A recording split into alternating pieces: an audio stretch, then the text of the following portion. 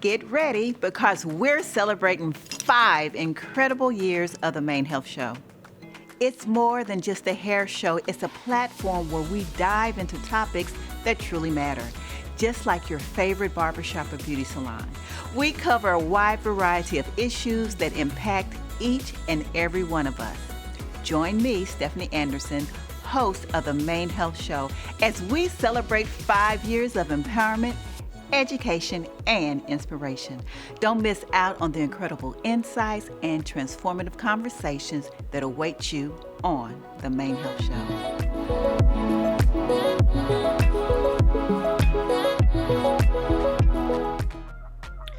Did you know that many women veterans struggle to access the very benefits that they've earned through their service? Today, we're shining a light on the resilience of women veterans and the support available to them. Hi, my name is Stephanie Anderson, and welcome to the Main Health Show. Joining us today is the incredible Sharron Stewart, a U.S. Army veteran who serves as the Women Veterans Coordinator for South Texas at the Texas Veterans Commission, or the TVC. Dedicated to empowering women veterans, she educates and assists them in accessing the benefits and the services they have earned, collaborating with federal, state, and local partners to enhance support. Previously, Sharron worked as a claims benefit advisor, guiding veterans and their families through VA benefits, including burial services, survivor pensions, and compensation programs. Her commitment to service began as a soldier in the United States Army. Sharron has led an impactful webinars on topics such as domestic violence awareness, financial wellness, emergency preparedness, and career transitions, fostering community engagement and veteran support. Her dedication has earned her a prestigious accolades, including the TVC, the Texas Veteran Commission's Deborah Sampson Award, and the 2024 Women Veterans Game Changer Mentor and Advocate of the Year by Circle of Arms, just to name a few. I just want to give a big warm welcome to you, Sharron, to the Main Health Show. Thank you so much. Thank you for having me. It's a privilege being here. It is such a pleasure, and thank you for accepting the invitation. Yes, ma'am. I became aware of you and worked with you a little while back because, when you talked about in your introduction, the community services and the webinars, you had invited me to speak to the women veterans about alopecia, which is my platform. So I've been wanting to get you on the show for some time now. So thank you Again, thanks for having me. It's a privilege being here. Yes, thank you. In reading all of that, you are just a person of service. Thank you for your service to our country, and not just serving as in the military as an army, but what you do now in retirement. Well, not retirement from the Air Force. The Army, excuse me. Cut that. So what you do as far as after your military career in the Army, what you do for women veterans is amazing. Kind of tell me a little bit about, empowering the women veterans of Texas as the Veterans Coordinator. What are some of the biggest challenges that you feel that you face when they transition back to civilian life? Well, Stephanie, I think a lot of women veterans have not trouble, but it's a challenge transitioning back to the civilian sector as far as employment, connecting with other women veterans. Sometimes it's childcare. Women veterans also want to be a lot of women veterans don't even realize that by virtue of their service, they've earned benefits. Yes. And it is your endeavor, and you do it well, to make sure that those that are not aware of the benefits are made so. So I imagine that would be a challenge to, make people aware of things that they don't already know. How how do you begin by bridging the gap? What resources do the TVC, the Women's Veteran Commission, what do you do in order to bridge that gap? Well, we go wherever veterans are. Um, it's funny, this month I've been at so many different events, but we go to veteran lunches, we go to ETS briefings, we go to retirement briefings, we go to retiree events, we go anywhere where veterans are gathering. We really try to connect to that service member as they transition out of the military. We try to let them know we're here for you. When you get out, you have a whole plethora of resources, by your side to assist you as you transition in the civilian sector as a veteran. So I can imagine, but what kind of services or the TVC, how do they help in providing help to those women navigating employment, health care, and even housing? Well, at Texas Veterans Commission, we're actually broken down to 8 different agencies, 8 different programs and or departments. Okay. So we have employment, we have education, we have healthcare advocates, we have, of course, we have a veterans mental health department, we have grants, and we're one of the few places in the nation with a full-time women veterans program. We have entrepreneurship as well. So those are very well needed, especially when someone has committed their life in their service and then acclimating themselves into civilian life. So those are some very useful services to be able to take advantage of. Absolutely. With that being said, a lot of times it's not heavily talked about, but I believe that it should. The mental health aspect. What is done, or how are women veterans helped in that aspect when it comes to mental health and support? Well, of course, we have a veterans mental health department, and we're embedded in, overlooked by the veterans mental health department. We have the military veteran peer network, where veterans can reach out to a peer who's been trained and certified in those type of resources.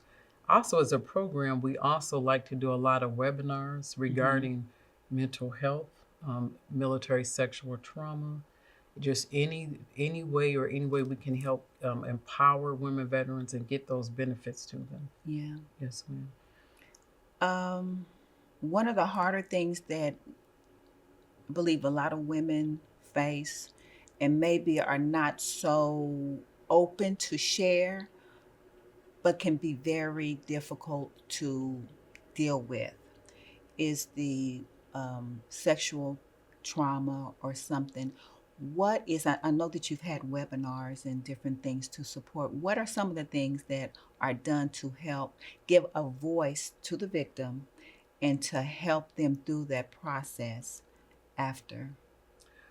Well, if a woman veteran or a male veteran, because it happens to everybody. Both. That's correct. Yes, ma'am. When they reach out to me in particular, one of the things I like to do is explain to them how to file a claim for military sexual trauma, because MST is actually a horrific event. Yes. It's not a diagnosis. So I try to tell them, this is what you need to do. You need to file a claim for the effects of MST, the type of forms you need to do. I'll literally connect them with the MST coordinator for this area. So it's a warm handoff. Just make sure they're getting seen, getting vetted, connected to getting therapy, getting services, so anything, because I feel like once you write that out, because there's some forms you got to write out, but once you take the step of filing a claim, you're reclaiming your power. Yes. You're reclaiming your voice. Yes, definitely. And what I love about what you just said is that once you find out about it, the process and the step, and holding their hand through the process of filling everything out, but you said you make a warm handoff. I mean, a warm introduction. And I think that's why a lot of people sometimes aren't open maybe to sharing things because of being judged, or how they may feel they'll be treated after disclosing something so horrendous. So I love the fact that you are so considerate in how it is that you navigate that process, because I don't know the statistics, but I would imagine that whatever number of statistics that we have of people who have reported it, there are so many women that haven't, or men as well in this case. Absolutely. So there is definitely help out for people that need it. Absolutely. So of course, you're for the, you mostly deal with the women, even though certain things do apply to the men. But we're going to talk about community and sisterhood.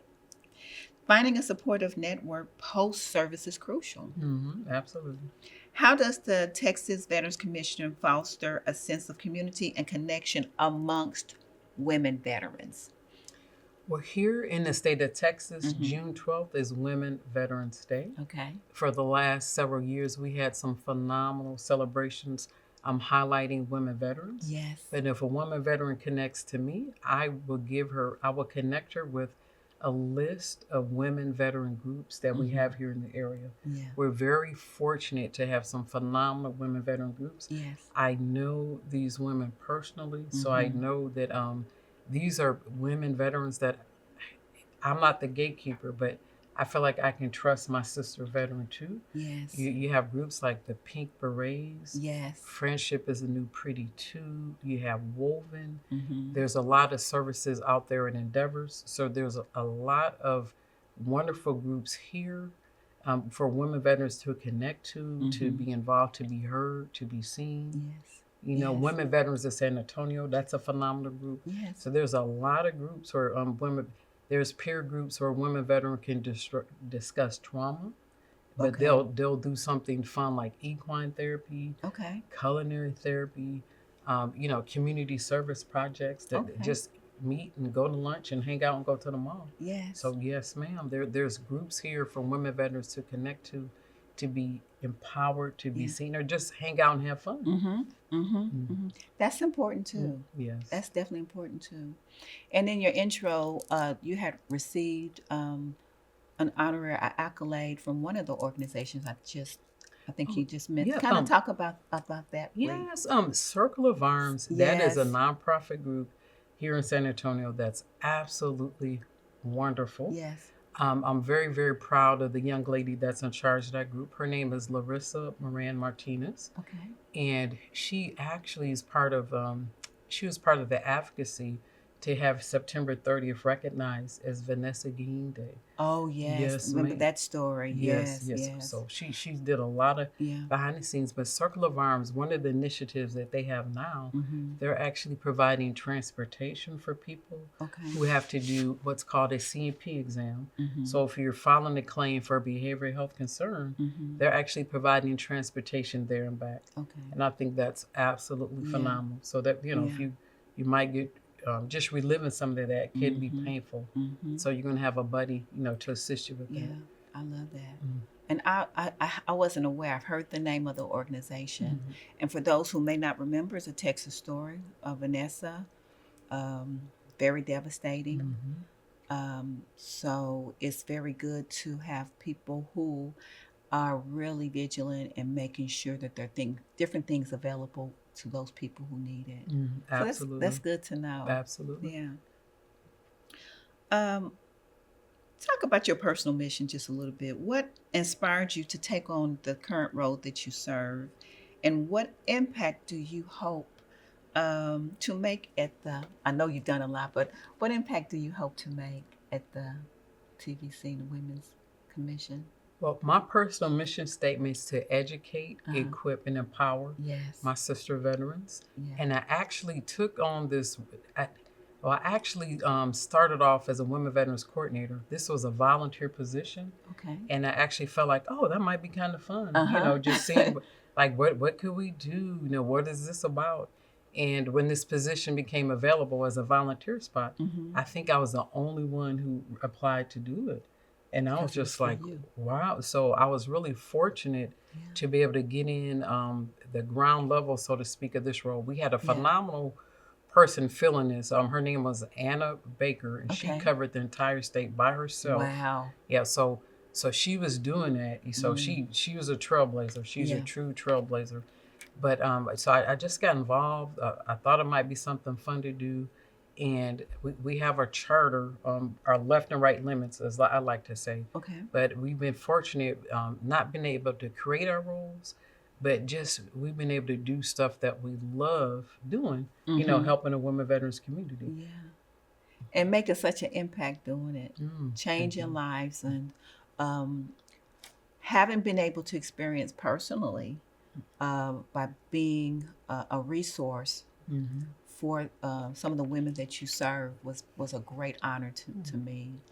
Um, what would you say to a woman who is currently serving, who is preparing for retirement in the military, and really don't know the ins or out of what to do about, you know, being a veteran? What does she need to do? What advice would you give her? I would say call me, contact me, reach out to me. There's so many things that you don't know what you don't know. You Mm-hmm. absolutely want to file for your VA disability claim. TVC can help you do that for free dollars and free cents. The claims benefit advisors, they're Mm-hmm. certified, they've been vetted, they're allowed access to the VA systems. So you want to get that. You want to hear good information. You want somebody that can monitor your claim on the VA network. And please reach out to me so I can connect you with some phenomenal women veterans peer groups. I can connect you with employment. A lot of people, some people I can hold your hand, some things I can't.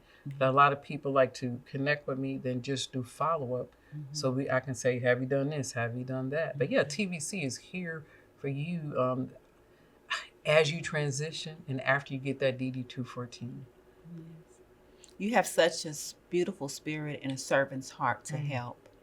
And I kind of know why that you were the only one who applied for that volunteer position, because it was for you, and that's how Oh, God works. mm, So I'm thankful for what it is that you do for, mm, San Antonio's military city, USA. yes. So we have to take care of our active and, of course, our veterans. So what? Let me see. Would there be anything that is coming up, any events or anything that you would like to share that maybe the viewers would want to know about? Yes, thank you for asking. Mm-hmm. On April 17th, I'll be doing a webinar with USAA. We're going to discuss the pillars of financial readiness. I'm so looking forward to that. On April 23rd, I'll be doing a webinar with Circle of Arms. We're going to be discussing how to file a claim for military sexual trauma. And also on April 24th, I'll be doing a webinar with VA to discuss VA benefits, some of the VA benefits you might not even know that are out there. Mm-hmm. And also, someone from the Digital Health Office of the VA will discuss how to access different aspects of your health care. So, for the month of April, we have some phenomenal events coming up. That is so great, and thank you for sharing that. There's so many things available to people, Mm. and I think people take the time to find out exactly how can we help. But unfortunately, people don't know the resources or where to find them. Mm. So thank you for making sure that you make that known that the TVC is the place. Mm. You need some help, and they will help you. If they don't do it there, they will definitely help you, provide you with the resources that you could benefit from. Um, so I'm thinking, I don't know how in depth that you'd want to share. I love the concept of circle of arms. Maybe that's someone we'll have on in the future. Mm. But you talked about Vanessa and the story and the impact of what happened. Do you kind of want to share about the sexual trauma and maybe what's happening now to kind of help people um, to manage through traumatic occurrences like that? Well, I guess the best help that I could provide as a women veterans coordinator is to connect them with the Mm-hmm. VA MST coordinator. And MST. again, we do have that webinar Yeah. coming up on how Yeah. to file a claim. Yes. Absolutely. And Yeah. once they're connected with the coordinator, they'll be able to just start receiving Yes. behavioral mental health care. Absolutely. The support is definitely out there. Mm-hmm. And it is such a devastating topic, but it is so prevalent. Mm-hmm. So I just wanted to circle back around there Mm-hmm. because many times people don't feel as though that they have the resources or the support. Right. So Absolutely. thank you for such a devastating topic, but thank you for helping me to circle back around to make sure that we emphasize the much needed information. So I am sure that there is going to be someone, Sharron, that is going to, after viewing this, want to reach out to you, the agency, and how would they contact you? Can you give them your contact information, please? Absolutely. The best way to contact me and to contact the agency is through the website. If you never contacted us before, once you get to the website, you're going to access something called a contact card. You can select every agency or every program and department that you want to reach back out to you. And our website is tvc.texas.gov. We always like to say that helping veterans start here. Love it. We have covered so much in a short amount of time, and I really appreciate you. Again, I've been wanting to have you in this seat for some time. So thank you for taking out the time to come and visit, to share the phenomenal resources and programs and support that is given to our women veterans. I appreciate it so much. Thank you. Thank you for having me. It's a privilege being here. Thank you, Ms. Stephanie. Thank you. And that's going to be it for another episode of the Main Health Show. Take care, and we'll see you next time. Bye-bye.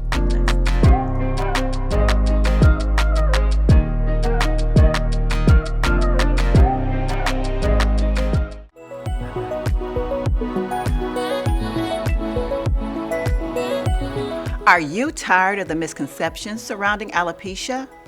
Do you wish you could break through the BS, the belief systems, and embrace your true self?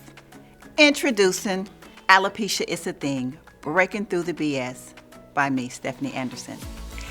In this groundbreaking book, I share my journey of assisting hundreds of clients with overcoming the challenges of alopecia and embracing themselves.